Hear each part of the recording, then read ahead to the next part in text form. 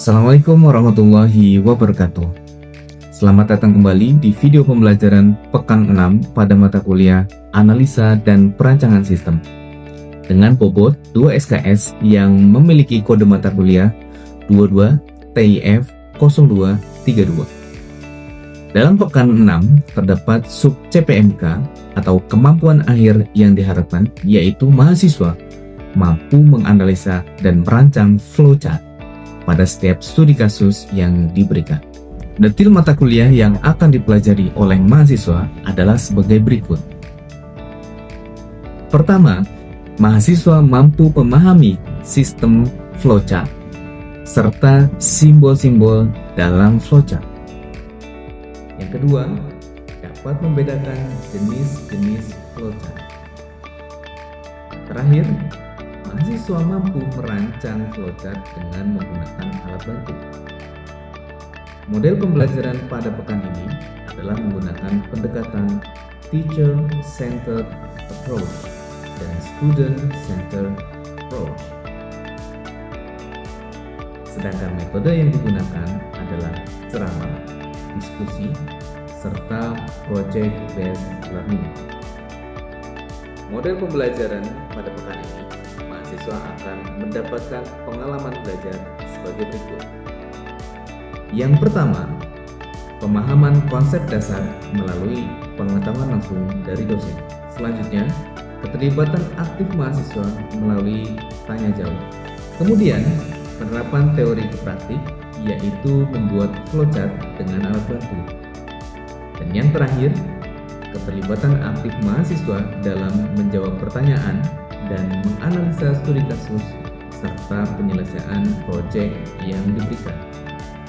Untuk aspek asesmen, terdapat panduan instrumen penilaian yang perlu diperhatikan oleh mahasiswa pada pertemuan ini, yaitu yang pertama, untuk kriteria atau indikator penilaian menunjukkan sikap aktif dalam berdiskusi dan melaporkan hasil diskusi. Selanjutnya, tugas terstruktur berdasarkan proyek yang diberikan. Untuk instrumen kedua adalah teknik penilaian menggunakan tes dan unjuk kerja. Dan yang terakhir, untuk bobot penilaian pada pekan ini adalah 7%. Baik, tanpa berlama-lama, berikut adalah video pembelajaran pada pekan ini. Selamat belajar. Assalamualaikum warahmatullahi wabarakatuh. Bismillah, alhamdulillah. Senang sekali bisa berjumpa lagi dengan kalian dalam mata kuliah Analisa dan Perancangan Sistem. Apa kabar semuanya? Baik ya. Alhamdulillah. Hari ini pertemuan kita yang ke-6 di minggu ke-6, kita akan membahas tentang materi yang sangat menarik, yaitu memodelkan sistem dengan flowchart, ya. Tapi sebelum ke situ, ada beberapa hal yang akan kita bahas. Pertama, materinya adalah tentang fundamental flowchart, kemudian komponen flowchart, jenis-jenis flowchart, kemudian nanti kita akan demonstrasikan dengan tools. Ya, kita gunakan tools Draw.io namanya. Nah, di situ kita akan mencoba untuk membuat flowchart secara langsung dengan bimbingan kami nanti ya. Kemudian kita ada studi kasus juga. Jadi untuk menambah pemahaman kalian, nanti kita akan studi kasus. Kita kerjakan studi kasusnya. Kemudian setelah itu kita akan ada penugasan di akhir. Hari ini ya, metode pembelajaran yang kita akan lakukan yaitu pertama saya akan menyampaikan materi dengan ceramah, kemudian kita juga akan melakukan problem based learning ya, dengan studi kasus tentunya. Nanti juga ada penugasan. Nah, tujuan pembelajaran kali ini apa sih? Pertama, kita akan menganalisa konsep dasar ya, sebagai fondasi, konsep dasar tentang flowchart. Kemudian ada simbol dan standarisasinya. Yang kedua, kita akan melakukan klasifikasi untuk mengidentifikasi arsitektur yang membedakan antara beberapa jenis flowchart. Ya, ada 5 jenis flowchart yang akan kita bahas hari ini. Kemudian yang terakhir kita implementasikan dalam mendesain solusi bagaimana merancang sistem, merancang alur sistem ya secara logika di dunia nyata dengan tools yang nanti akan kita gunakan. Ya. Untuk referensi pembelajaran kita kali ini, kalian bisa gunakan modul ajar yang sudah tersedia, yang sudah saya buat dan sudah saya kirim ke kalian. Nanti di pertemuan 6 kalian bisa baca dari awal sampai akhir. Kemudian ada buku dari IBM tentang flowcharting teknik, kemudian buku dari TOP tentang quality toolbox, kemudian ada buku dari Birch tentang sistem analisis, desain dan implementasi. Oke, sebelum kita mulai pembelajaran tentang flowchart, saya akan presesi terlebih dahulu. Aditya hadir? Aditya Pratama hadir. Aldi Al-Kafi tidak hadir. Kenapa, ada yang tahu nggak hadir kenapa? Tidak ada kabar. Oke, Dimas. Oke, terus Muhammad Alif. Raffi Ahmad. Raihan. Rido. Rifki Ramadan. Syahrul Reza. Ulil Absor. Ya. Zahran Anur. Kemudian terakhir ada Zaidan Asfar. Oke. Ada beberapa yang nggak hadir hari ini ya. Mudah-mudahan di pertemuan yang akan datang bisa ikut bergabung bersama kita. Nah, selanjutnya kita akan masuk ke materi. Kita membuat sebuah program. Kemudian instruksinya itu terlalu textbook seperti ini. Terlalu textbook. Kira-kira masalah apa yang akan terjadi? Ada yang bisa jawab? Silakan. Menurut saya, klien memiliki interpretasi yang berbeda terhadap logika atau dari sistem kita itu. Jadi interpretasinya berbeda ya. Jadi ada mungkin klien, kita maksudnya apa, klien nyambungnya apa gitu ya. Memang seperti itu ya. Kalau tidak ada tadi visualisasi, jadi nanti kemudian dampaknya apa? Itu bisa adanya miskom, terus instruksi kode yang salah, dan bisa juga kita prediksi perpanjangan. Ya, betul ya. Jadi ada miskomunikasi antara nanti sistem analis, kemudian programmer. Kalau programmernya sudah salah ya dalam menginterpretasikan, maka nanti kedepannya aplikasinya juga akan salah ya atau tidak sesuai dengan kebutuhan. Ya, makanya di sini dibutuhkanlah sebuah bahasa visual yang universal yang nantinya akan memetakan logika sehingga siapapun, baik itu klien, programmer, ataupun end user, nanti bisa paham bagaimana alur dari aplikasi ini. Gitu. Kemudian flowchart sendiri, kalau didefinisikan adalah representasi grafis yang menampilkan serangkaian tindakan dalam satu proses agar logika sistem menjadi transparan dan mudah untuk dipahami. Nah, flowchart sendiri ini bisa berfungsi sebagai bantuan komunikasi. Kemudian yang kedua, flowchart juga bisa berfungsi sebagai dokumentasi sistem. Nanti dokumentasi sistem kita bisa gunakan flowchart seperti itu. Oke, sebelum kita melangkah lebih jauh tentang simbol-simbol yang ada di dalam flowchart, jadi ada beberapa hal atau kaidah yang fundamental yang harus ada di dalam flowchart. Yang pertama adalah arah aliran. Kalau membuat flowchart, itu kalian harus dari atas ke bawah atau dari kanan ke kiri. Jadi harus dua arah itu ya. Jangan kalian membuat flowchart dari bawah ke atas atau dari kiri ke kanan. Yang kedua, harus ada batas tegas antara titik awal dan titik akhir. Titik awal harus ada nih, di mana titik awalnya, dan harus ada di akhirnya. Ya, jangan sampai kita membuat sebuah flowchart tapi tidak ada awalan dan akhiran. Yang ketiga, pakemnya adalah gunakan kata kerja deskriptif. Ya, kata kerja yang membutuhkan kata benda atau objek setelahnya gitu ya. Nah, contohnya kalian bisa menggunakan menghitung total harga dibanding kalian hanya total harga saja. Kalau total harga itu kata benda ya. Kalau menghitung total harga itu kata kerja. Jadi harus ada kata kerja di depannya. Kemudian kalian bisa gunakan konektor ya. Nah, konektor ini digunakan untuk membatasi ruang lingkup jika cabang pindah halaman ya, atau gunakan simbol konektor standar. Jadi kalau misalkan terlalu ke bawah atau terlalu lebar, kalian bisa gunakan konektor ini ya untuk menyambung dari titik A kemudian masuk ke titik B gitu ya. Nah, awalnya titik A tadi itu di mana kita bisa gunakan konektor. Nah, ini tips untuk kalian ketika nanti membuat sebuah flowchart, kemudian buatnya secara tim, dan nanti harus dikomunikasikan terlebih dahulu ya, kepada tim bahwa bagaimana proses menggambarnya. Harus dibatasi, harus disepakati batasan aktivitas dan proses dalam diskusi timnya, gitu ya. Oke, ini simbol-simbol yang ada di dalam flowchart ya. Yang pertama ada terminal point. Terminal point ini untuk awalan dan akhiran.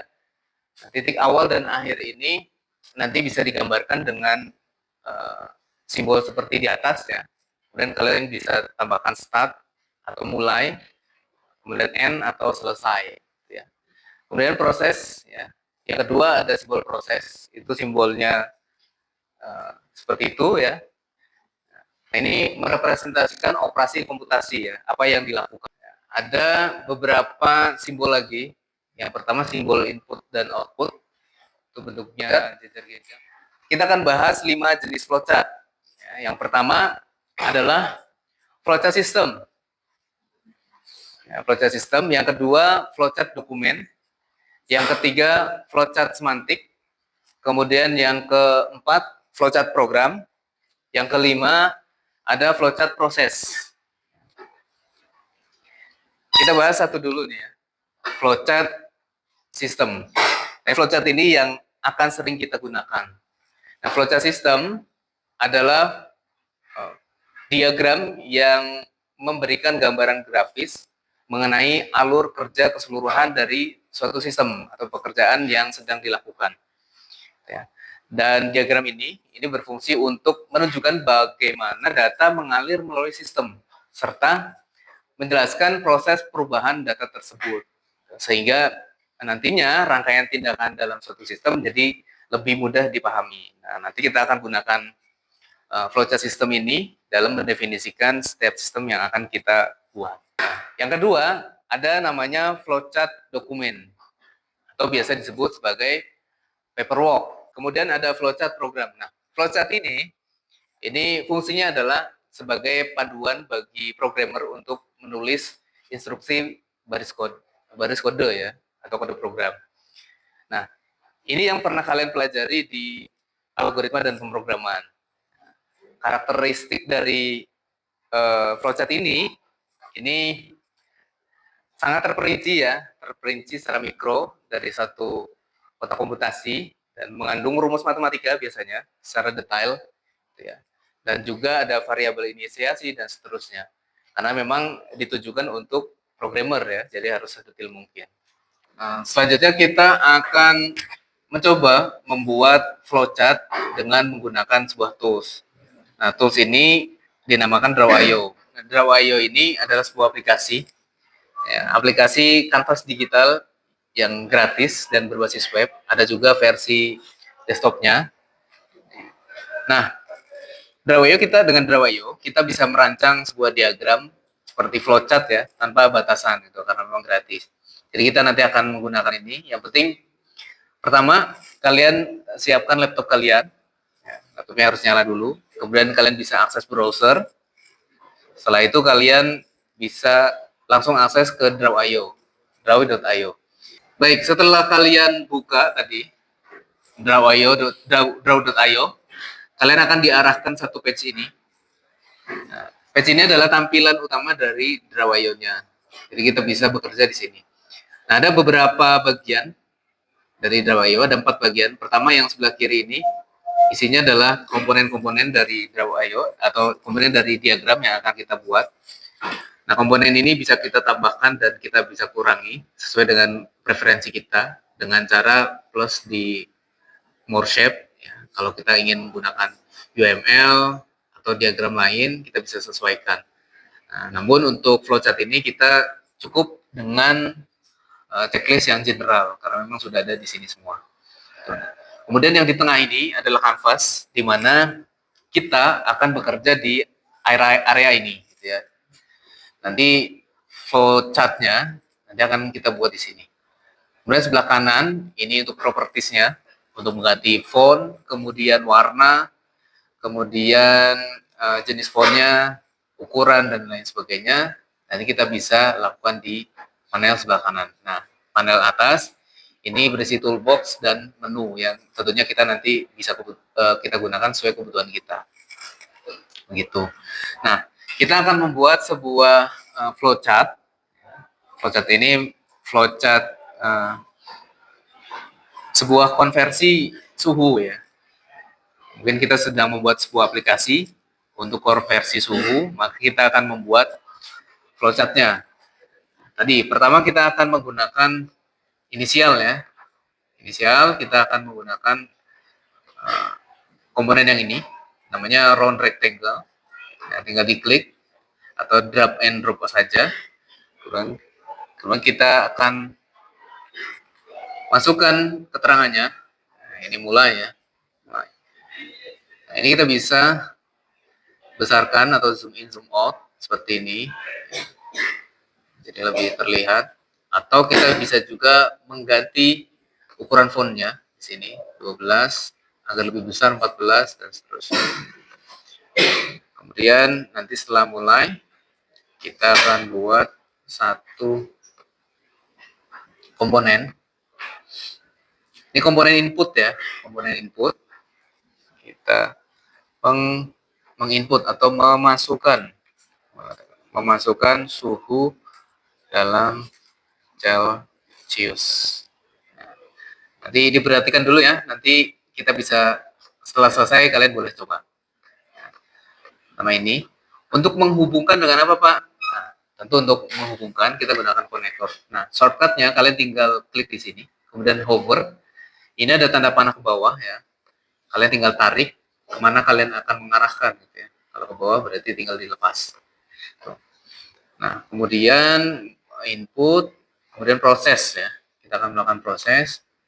Prosesnya konversi ya. Pertama, Celsius akan kita konversi eksekusi rumus konversi ke Fahrenheit.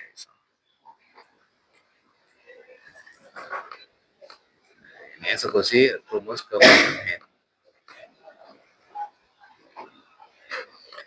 Kita juga bisa copy paste ya, kalau memang diperlukan. Nah, kita akan konversi ke Reaumur ya. Fahrenheit ke Reaumur. Nah, kita bisa tarik garisnya ke bawah sini. Ini bisa kita sesuaikan ya. Kita mau tarik tadi ke sini bisa ya, kita sesuaikan. Yang ini kita tarik ke sini.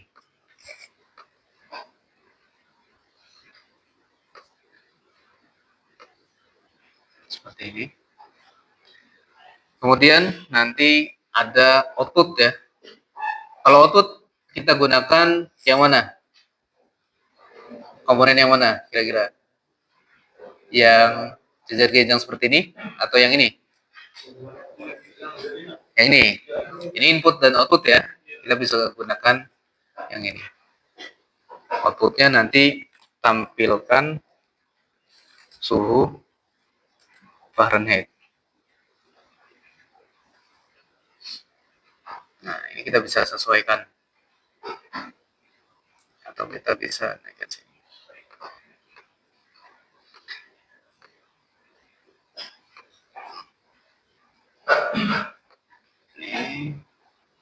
Ini tampilkan suhu Reaumur.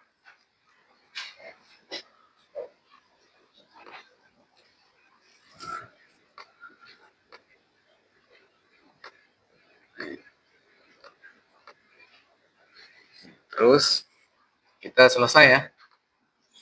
Setelah ini selesai. Selesai.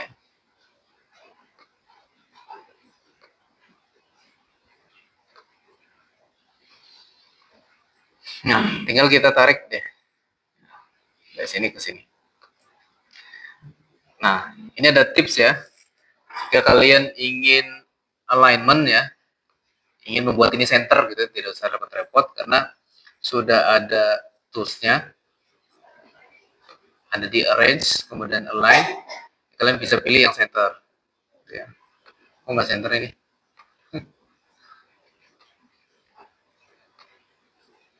Coba kita arrange, align, center.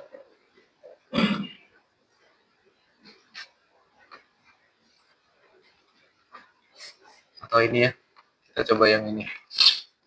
Arrange, align. Kalau yang ini middle ya, middle. Kalian bisa. Oke. Dan karena ini bentuknya berbeda ya, jadi sulit. Jadi kita sudah menyelesaikan satu flowchart, dimana flowchart ini mengkonversi dari suhu Celcius ke Fahrenheit dan Reaumur secara bersamaan. Ya. Nah, silakan dicoba dulu. Silakan kalian buka drawire-nya, kemudian mulai membuat flowchart-nya ya, sesuai dengan yang ada di depan kalian.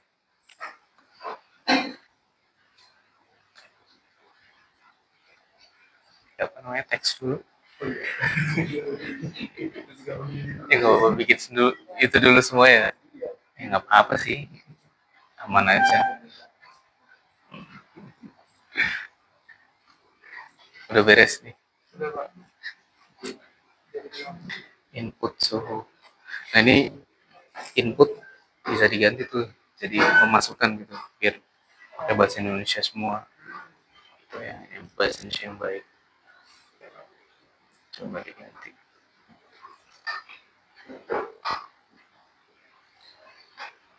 Oke.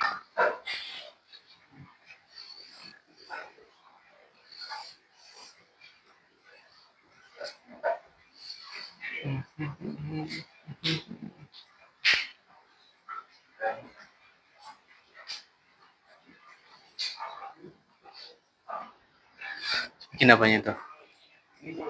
Buat keterangan. Pakai apa tuh? Enggak, ininya apa ya? Nanti simbolnya.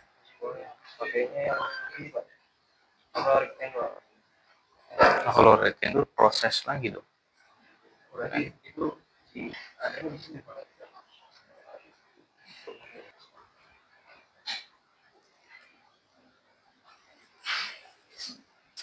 Apa ya Fauzan ya? Sebentar.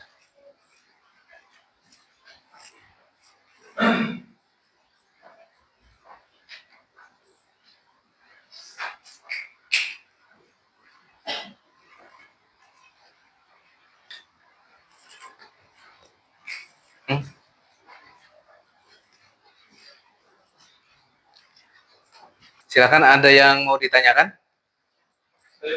Ya, silakan.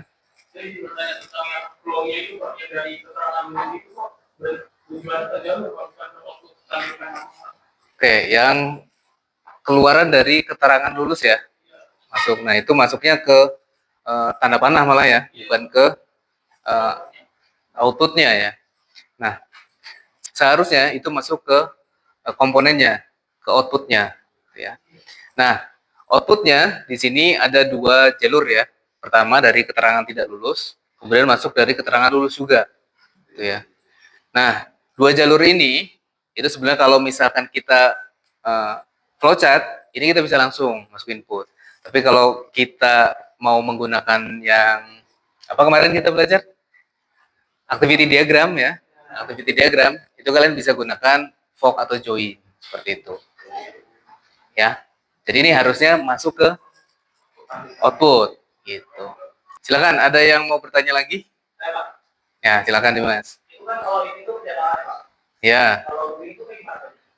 Nah, pertanyaan yang bagus. Jadi kalau perbedaan dari looping dan percabangan, itu komponen yang digunakan sama, gitu ya.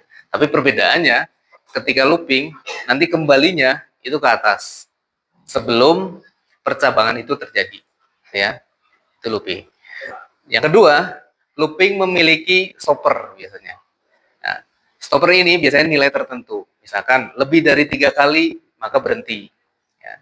Lebih dari 5 kali maka melakukan action atau tindakan A. Gitu ya. Baik, tadi kalian sudah mencobanya. Kemudian kalian sudah mencoba untuk membuat diagram menggunakan Draw.io. Nah, sekarang ada studi kasus nih yang harus kalian pecahkan. Nah, ini mengenai sistem pemindahan buku perpustakaan digital. Nah, di sini kalian harus membuat flowchart-nya secara keseluruhan seperti apa. Ya, mulai dari awal ya, mahasiswa memasukkan nomor induk sampai nanti bukunya dipinjam. Ya. Nah, ada ketentuannya. Di sebelah kanan instruksinya kalian harus menggunakan apa. Komponen yang kalian harus gunakan ada terminal point, manual input, online storage, dan seterusnya. Itu yang harus kalian lakukan, kalian gunakan ya. Kemudian ada dokumen. Ya, dokumen ini untuk merepresentasi fisik bukti pinjam yang dicetak. Itu harus kalian terapkan juga. Nah, ini silakan kalian analisa, kemudian kalian buat flowchart-nya. Seperti itu ya. Nah, boleh silakan dikerjakan. Setelah kita tadi mencobanya, kemudian kita ada beberapa studi kasus ya. Nah, kalian ada tugas nih untuk kedepannya nanti ada tugas mandiri. Tugas yang pertama kalian harus menggambarkan flowchart untuk setiap aktivitas sehari-hari. Kalian pilih salah satu, contoh menyiapkan perangkat sebelum kuliah online gitu ya. Nanti kalian buat flowchart-nya. Itu tugas yang pertama. Tugas yang kedua, bagaimana kalian membuat flowchart sederhana untuk rumus matematika. Silahkan pilih apapun ya. Misalkan saja luas persegi panjang atau luas trapesium dan seterusnya. Silahkan buat dua itu. Nah, batas waktunya nanti disubmit di e-learning ya, di e-learning kita. Nah, silahkan disubmit. Nah, waktunya sebelum pertemuan depan, pertemuan 7. Jadi silahkan dikerjakan. Ini setelah kalian pulang nanti mengerjakan tugas ini. Ada 2 tugas ya. Nah, kalian bisa akses e-learningnya. Di situ ada penugasan ya. Ada di folder penugasan. Kalian bisa upload di situ. Baik, sebagai penutup bahwa pertemuan kali ini, ya, bahwa flowchart merupakan alat dokumentasi dan komunikasi visual yang vital dalam perancangan sebuah sistem, karena memang flowchart ini menyajikan rangkaian tindakan dalam suatu proses yang logis dan mudah dipahami ya bagi semua pengguna gitu ya, baik end user maupun analis maupun programmer. Nah, melalui penggunaan simbol standarisasi ISO yang tadi saya jelaskan, nah itu diterapkan sebagai pedoman pembuatan flowchart yang sistematis sehingga membantu tim dalam merencanakan setiap aktivitas, proses, dan mencegah kesalahpahaman melalui tadi ada 5 jenis flowchart ya, mulai dari flowchart sistem, dokumen, skematik, kemudian program, dan proses ya, flowchart proses. Nih, yang masing-masing dirancang untuk memenuhi kebutuhan teknis maupun mempermudah komunikasi dengan audiens awam. Dan kalian tadi sudah mencoba sendiri membuat sebuah flowchart dengan tools yang telah kita sama-sama tadi kerjakan ya. Mudah-mudahan bisa memberikan pengetahuan lebih untuk kalian. Dan saya cukupkan untuk pertemuan ini. Sampai jumpa di pertemuan yang akan datang. Nah, pertemuan depan kita akan membahas materi tentang object oriented design. Object oriented design, nanti kita akan bahas materi itu. Dan sampai jumpa di pertemuan yang akan datang. Kurang lebihnya mohon maaf. Saya akhiri. Assalamualaikum warahmatullahi wabarakatuh.